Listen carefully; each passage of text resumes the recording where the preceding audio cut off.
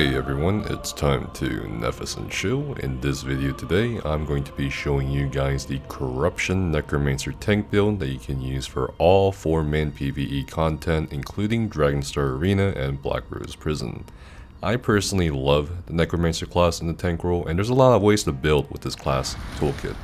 The purpose of this build specifically, however, is to provide assistance in survival and damage output for your group through AoE Fracture, AoE Breach, AoE Minor Maim, AoE Minor Defile, AoE Minor Vulnerability, and significant shields that protect everyone in your group, including yourself. Before we get to the rest of the video, if you do enjoy my builds and other content I put out, subscribe to the YouTube channel. It really does mean a lot to me, and definitely you'll also stay up to date on ESO news, content, and more. Also, definitely check out the ESO University Discord server where I and other content creators and endgame players teach PvE. On a side note, I made a Twitter account for the first time today because Outcast advised me to. So if you want to follow and say hi, my Twitter link is in the description down below. The recommended races for the Corruption build are going to be Argonian, Nord, and Imperial. You can do other classes, but due to their health passives, Argonian, Nord, Imperial, and even Orc will probably be best. For showcasing the Corruption Necromancer tank build in this video, I went with the Imperial, as it provides the highest health bonus amongst the playable races in the Elder Scrolls Online, and health will be a very central idea to basically the Necromancer tank in general. In regards to the Mundus stone stats and food and such, we're going to put all 64 attribute points into health. This will end up with 52,000 maximum health. It's a lot. With more than 50,000 health, you can pretty much tank anything, as long as you know what you're doing, even vet trials and vet trial hard modes. For maximum magicka, we have 15,382. For max stamina, we have slightly over 20,000 max stamina. In terms of magic recovery, our base recovery is going to be 1400 without a potion buff. Health recovery and stam recovery are just kinda there. Spell damage, weapon damage, kinda irrelevant with this build. For resistances, it does seem a pretty bit low, but once we go over the Necromancer passives and active abilities, you understand that resistances are not the end all be all, especially on the Necromancer class. But buffed with Ward, Resolve, and a potion, these are what the stats look like. Almost 1800 recovery on the Sword and Board bar, and over 23,000 resistances for both physical and spell. The Mundus stone will be the Atronach. Now it is tempting to go with the Lord Mundus, however, a Necromancer tank toolkit is very magicka intensive. And I do highly recommend the Atronach over the Lord, unless you feel like you don't need them, the Atronach, which can be solved in usually two ways, whether it's through the skill of balance from the major skill line, or if your set bonuses that you'll use are going to provide a lot of magic recovery, but more on that later. In terms of food, I do highly recommend Bewitched Sugar Skulls, give slightly more max stats and free health recovery over purple tri-stat food, but you can still use purple tri-stat food if you don't want to invest too much gold into the build. In terms of item sets and traits, the monster set I highly recommend for this build is going to be 2-piece Durvikun. Durvikun is going to add another max health bonus, which is pretty good. 2-piece bonus, when you take damage from a nearby enemy, you summon a growing pool of desecrated bile for 8 seconds. Enemies in the bile take X amount of disease damage every 1 second, and are afflicted with minor maim and minor defile for 4 seconds, reducing their damage done and healing received and health recovery by 15%. This effect occurs once every 8 seconds, so pretty much this set is gonna be proccing all the time. You won't have a huge downtime on it at all compared to some of the other monster sets. And of course, it is central to the theme of the build.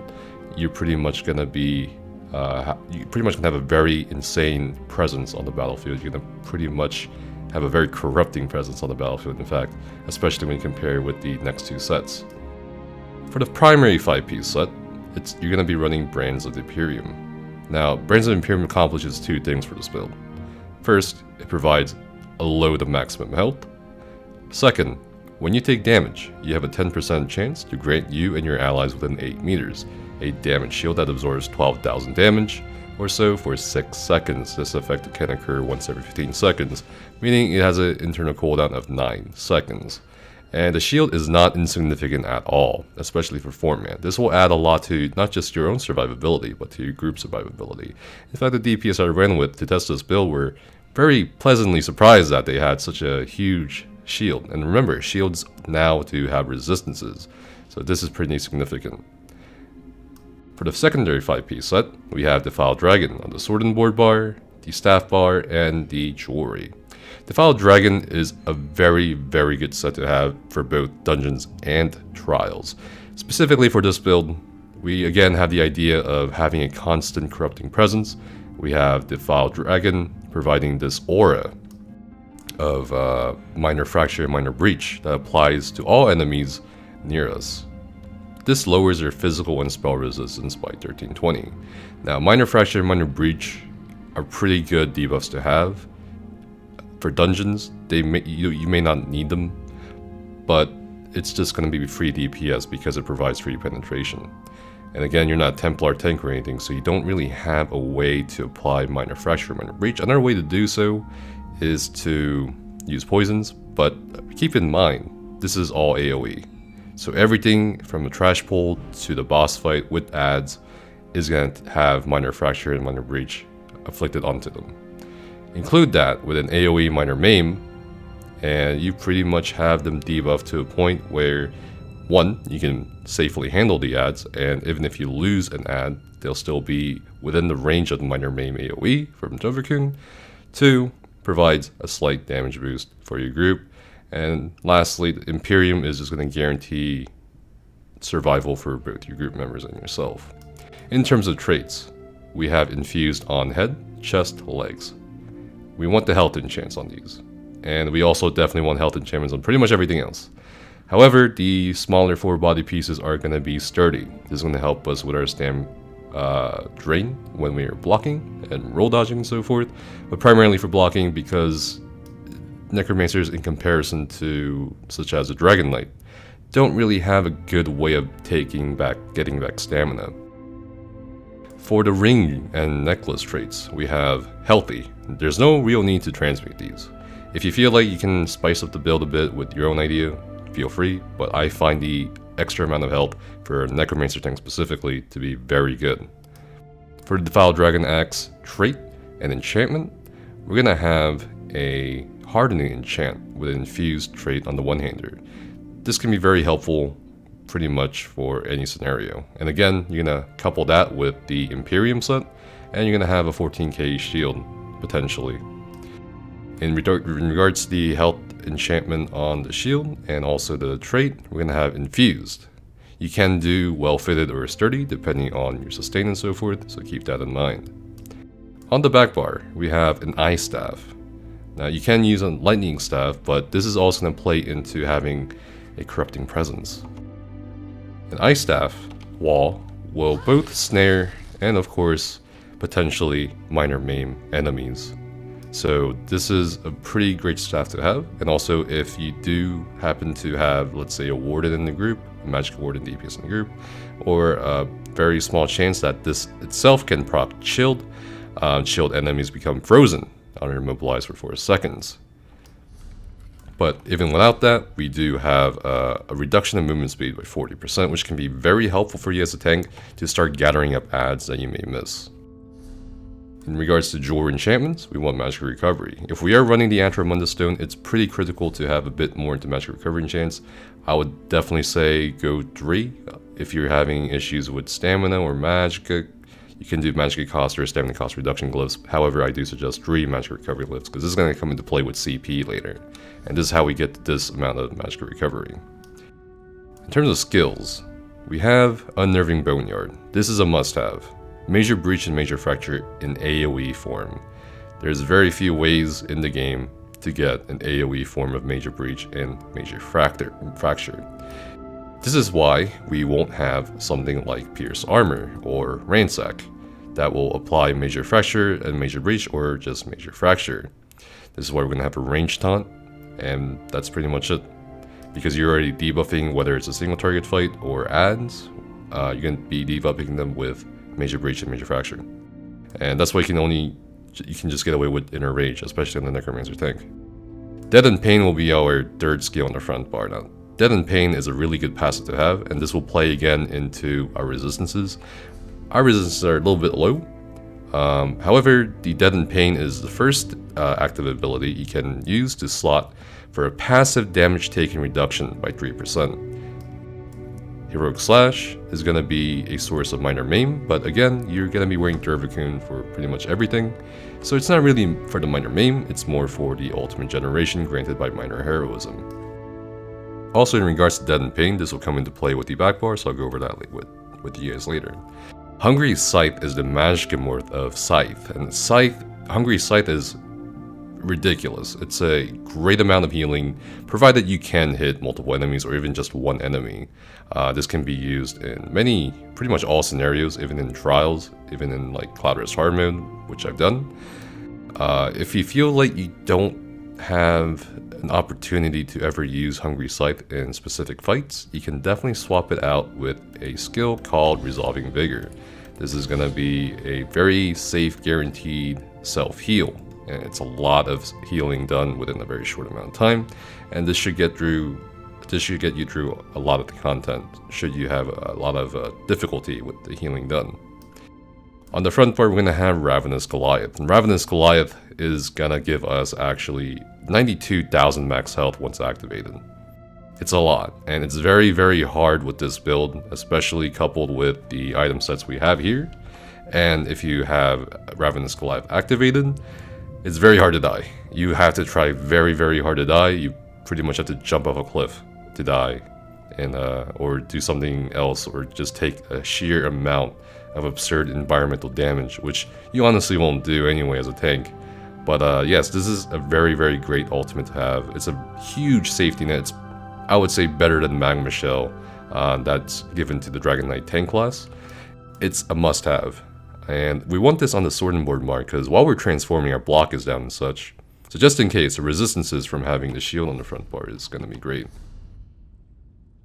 On the back bar, we have Agony Totem. Agony Totem is what's going to give us AoE minor vulnerability. We're going to give a synergy to our group members, upon which, per cast of the Agony Totem, one person can synergize for pure agony, which causes anybody caught within the Agony Totem, or any target, even bosses, to be afflicted with minor vulnerability.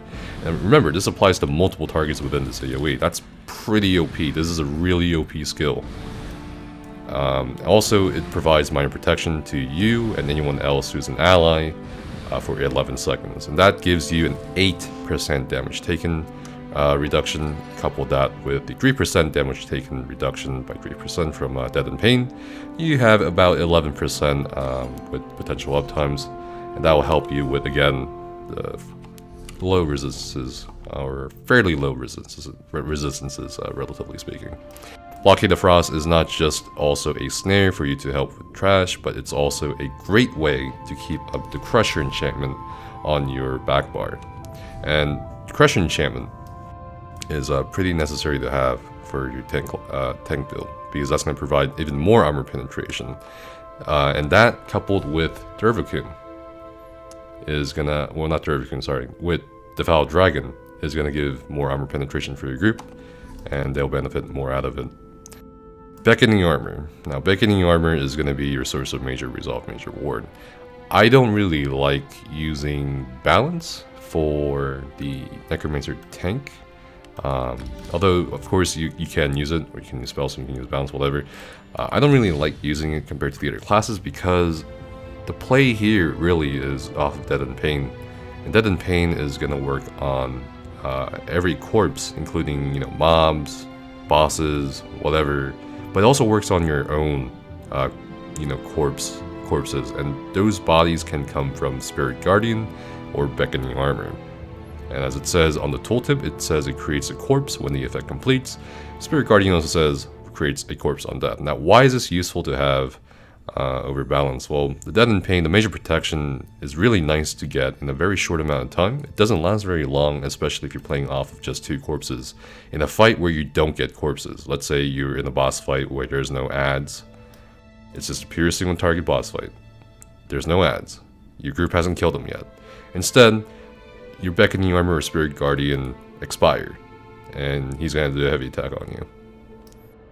That's when you just proc Deadened Pain and hold block while healing yourself with a Hungry Scythe, and you'll take a lot less damage. Major Protection is not something to kind of laugh about.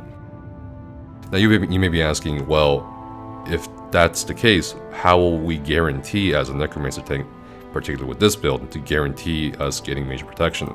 A neat trick for Necromancer tanks in general is that once the duration on your skills reaches half of the duration left, so right now we've reached less than half of the duration left, we can actually proc the skill again, or activate the skill again, which will force a corpse to spawn. You don't have to actually wait, as you can see, for the entire duration to collapse. And that's how you can also really time the Deadened Pain plus the ultimate generation you get from it, and that's pretty much it. That's why I love using particularly Beckoning Armor, because it's just another additional source of a corpse you can use as a Necromancer tank, and that'll play into the alternative skills you can use. For the back bar, you can do Aggressive Horn. A lot of people ask me, when do you use Colossus as a support role, whether you're a Necromancer healer or a tank? In regards to 4-man content, the fight itself, you always still want Aggressive Horn, but if it's a really short fight, or if it's a challenging trash fight, and you have a healer in your group that can provide Horn or something like that, then yes, you should probably use Colossus. If you're, let's say, running in a group of 3 DPS 1 tank, if you're expecting the fight to be short, then yes, use Colossus. Otherwise, Aggressive Horn is still pretty good to have. I mean, you're comparing basically 8 seconds of major vulnerability to about 10 seconds of major force. So this also can depend on a couple other things, but generally either of these skills can work. However, if you feel like your group doesn't have enough base damage to really gain much out of it, or if it's a pug group, you can potentially use Renewing Animation on the back bar in case they keep dying.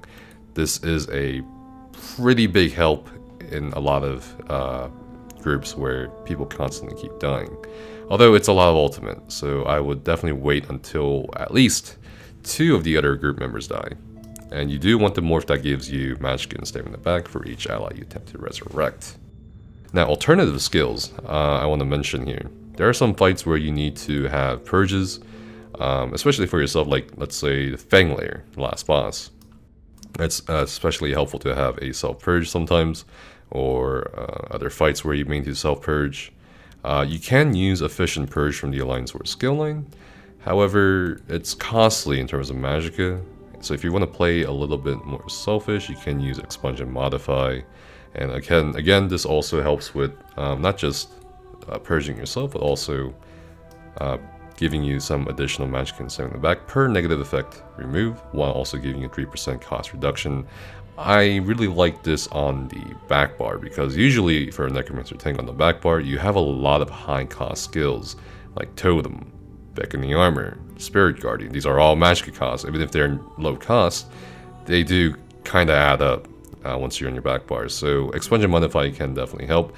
Also, this does affect your ultimate cost as well. Don't forget that. So you can potentially have a lower cost for certain ultimates. So as we can see, we went from 324 ultimate to 318 ultimate. Not much, but it's still noticeable. Another alternative skill we can talk about, or a couple more, is Mystic Siphon and Mortal Coil.